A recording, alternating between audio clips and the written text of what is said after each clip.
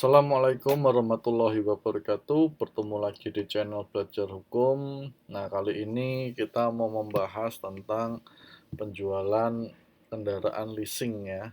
Nah, jadi kita ambil judul jangan jual kendaraan leasing Anda. Nah, kenapa seperti itu? Kemudian eh, alasannya apa saja, kemudian kalau sudah terlanjur menjual, nanti solusinya seperti apa. Nah, kita mau sampaikan atau kita mau bahas di sini ya. Baik. Nah, ini saya sampaikan salah satu permasalahan yang sering sekali didapati oleh masyarakat terkait dengan penjualan leasing yang juga kami dapatkan melalui email maupun melalui informasi telepon ya. Jadi masalahnya seperti ini. Saya seorang wirausaha UKM. Di saat kondisi Covid seperti ini, omset usaha saya jauh menurun. Sehingga saya harus mencari jalan paling cepat untuk tetap dapat mendapatkan penghasilan untuk biaya sehari-hari. Nah, salah satu caranya kemarin saya menjual motor yang masih kredit untuk memenuhi biaya sehari-hari. Apakah hal tersebut tidak akan menjadi masalah di kemudian hari? Nah, ya, kalau kita lihat pertanyaan maupun kondisi yang ada saat ini, memang pandemi COVID ini banyak sekali membuat para pengusaha, terutama yang sektor UKM ya, mengalami pukulan. Nah, memang kadang untuk mencari jalan yang paling cepat untuk katakanlah membiayai kehidupan sehari-hari, kita dibatasi oleh waktu, kadang tabungan juga sudah habis dan seterusnya.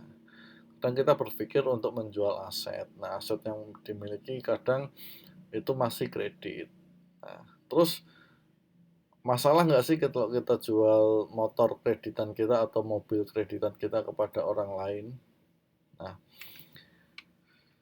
nah, ini landasan hukumnya ya. Yang pertama, kalau kita kredit ke finance atau lembaga leasing itu kan pasti diikat sama dengan undang-undang fidusia atau diikat dengan jaminan fidusia. Nah, di jaminan fidusia tersebut di pasal 23 ayat 2 ya, Anda bisa lihat bahwa berbunyi pemberi fidusia dilarang mengalihkan, menggadaikan, atau menyewakan kepada pihak lain benda yang menjadi objek jaminan fidusia yang tidak merupakan benda persediaan, kecuali dengan persetujuan tertulis terlebih dahulu dari penerima fidusia. Nah, siapa pemberi fidusia? Nah, pemberi fidusia ini adalah orang yang kredit atau debitur. Dia menyerahkan jaminan fidusia kalau motor atau mobil ya BPKB. Ya. Jadi intinya dia tidak boleh mengalihkan, menggadaikan atau menyewakan ya kepada pihak lain tanpa persetujuan tertulis terlebih dahulu. Nah, kemudian juga diatur dalam pasal 372 KUH pidana terkait dengan penggelapan. Itu berbunyi dan itu berbunyi sebagai berikut ya. Barang siapa dengan sengaja dan melawan hukum memiliki barang sesuatu yang seluruhnya atau sebagian adalah kepunyaan orang lain, tetapi yang ada dalam kekuasaannya bukan karena kejahatan, diancam karena penggelapan dengan pidana penjara paling lama 4 tahun atau pidana denda paling banyak Rp900. Nah, ada dua hukum yang membatasi larangan atau membatasi aktivitas kita mengalihkan objek atau mengalihkan kendaraan leasing ya secara sepihak kepada pihak lain, yaitu Undang-Undang Fidusia. Nah, di pasal 23 ini kalau nggak salah ancaman hukumannya maksimum 2 tahun penjara. Dan di KUH pidana pasal 372. Nah, leasing seringkali menggunakan dua ketentuan ini, katakanlah memang terjadi oknum kejahatan pengalihan ya, pengalihan kendaraan kepada orang lain ya. Jadi seperti kasus tadi dijual kendaraannya untuk memenuhi kebutuhan hidup. Nah, itu ada ancaman hukumannya. Nah, kemudian kalau kita sudah tahu seperti ini ya sebaiknya jangan dilakukan ya. Caranya apa kalau memang sudah tidak mampu mengangsur dan sebagainya, ya dikembalikan saja ke leasingnya. Dikembalikan, katakanlah saya sudah nyerah angsurannya nih, saya kembalikan kendaraan beserta kunci-kuncinya. Selesai. Bikin surat pernyataan, surat tanda terima, selesai. Jadi Anda nggak perlu mengangsur. Nah, itu dengan konsekuensi tentu saja data Anda atau BI checking Anda atau slik Anda pasti akan jelek di Bank Indonesia, sehingga kemungkinan Anda tidak bisa atau susah dalam mengajukan kredit baru lagi di kemudian hari. Tapi itu nggak masalah karena itu tidak akan berdampak pada konsekuensi hukum. Berbeda jika Anda menjual secara sepihak, maka ini ada konsekuensi hukumnya. Ya.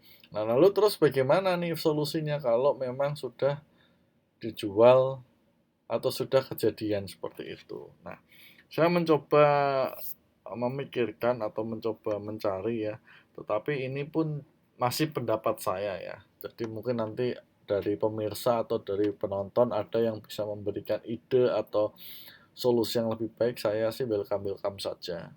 Nah, yang pertama adalah negosiasikan dengan pembeli motor atau mobil Anda. Kalau bisa, batalkan. Tapi kalau memang sudah tidak bisa, Anda sampaikan bahwa harapannya angsurannya tetap lancar. Ya. Kenapa? Karena nanti pun yang mengambil BPKB ke leasing itu kan sebenarnya harusnya Anda, karena Anda sebagai debitur.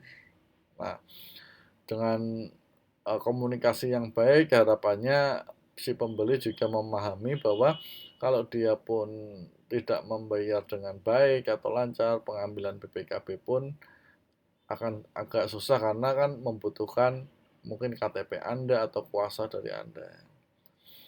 Yang kedua, jaga komunikasi dengan pembeli dengan baik, sehingga katakanlah waktu angsuran bermasalah, Anda bisa mengkomunikasikannya dengan baik, sampaikan seperti itu. Nah, jadi saya pikir hanya ada dua hal ini yang mungkin bisa dilakukan apabila Anda sudah terlanjur ya menjual kendaraan leasing Anda, tapi ini pun masih tidak menutup kemungkinan adanya risiko hukum yang tadi, ya.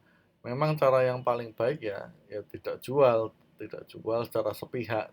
Katakanlah Anda mau jual sepihak pun, Anda harus ada persetujuan dari leasing. Artinya leasing harus mengetahui dan menyetujui pengambil alihan itu secara tertulis, ya. Nah, itu saja yang mungkin saya bisa sampaikan atau sharing terkait dengan masalah penjualan kendaraan bermotor. Perlu saya sampaikan, konten ini atau video ini adalah hanya untuk sebatas edukasi, sebatas menambah wawasan saja.